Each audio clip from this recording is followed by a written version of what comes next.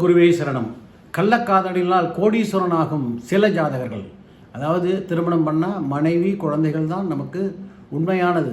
அவர்களோட சந்தோஷமாக நம்பிக்கையோடு அவர்களை ஏமாற்றாமல் வாழணும், அது உண்மை. ஆனால் சில பேருக்கு இந்த கள்ளக்காதல் ஒரு நட்பாக பழகுவாங்க. அந்த பெண்ணால் நிறைய தொழில்கள் வந்து கோடீஸ்வரன் ஆவாங்க. ஒரு ஜாதகர்கிட்ட வந்தார், நான் திருமணமானவன், ஆனால் ஒரு பெண்ணோட பழகிறேன், அவங்க ரொம்ப பணக்காரங்க, என் மேலே தொழில் பண்ணணும்னு நினைக்கிறாங்க, ஆனால் கொஞ்சம் யோசிக்கிறாங்க அப்படின்னு சொன்னார்.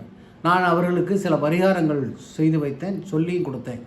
அதன் பிறகு அந்த பெண்ணோடு சேர்ந்து இவர் பேர்லேயே நிறைய தொழில் நிறுவனங்கள் ஆரம்பிக்கப்பட்டு இன்றைக்கி மிகப்பெரிய கோடீஸ்வரனாக இருக்கார். அது சில பேருக்கு அந்த வாய்க்கின்ற அந்த யோகம், அந்த 7ஆம் இடத்தில் சுக்கிரன் சந்திரன் பரிவர்த்தனையாக இருந்தாலும் சரி, அதே மாதிரி தனி திசையில் சுக்கிர புத்தி வருகின்ற பொழுதிலும் இது போன்ற ஒரு ஜாக்பாட், ஒரு அதிர்ஷ்டம் அடைக்கும்.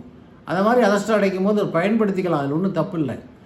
மனைவிக்கு குழந்தைகளுக்கும் துரோகம் பண்ணக்கூடாது, அவர்களை அன்பாக வச்சுக்கணும். அதே நேரத்தில் இது போல் ஒரு தொழில்கள், ஒரு சந்தோஷம் வரும்பொழுது, அதாவது ஒரு அதிர்ஷ்டம் லாட்ரி சீட்டு மாதிரி அடிக்கும் போது அந்த தொழில்களை உபயோகப்படுத்தி அவர்கள் குடும்பத்தையும் நம்ம நல்லபடியாக முன்னேற்றி கொண்டு வரலாம்.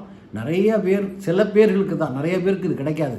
சில அதிர்ஷ்டமானவர்களுக்கு மட்டும் இது போன்ற ஒரு நல்ல வாய்ப்புகள் கிடைக்கும். அது உங்கள் ஜாதகத்தை பார்த்து நீங்கள் தெரிந்து கொள்ள வேண்டும்.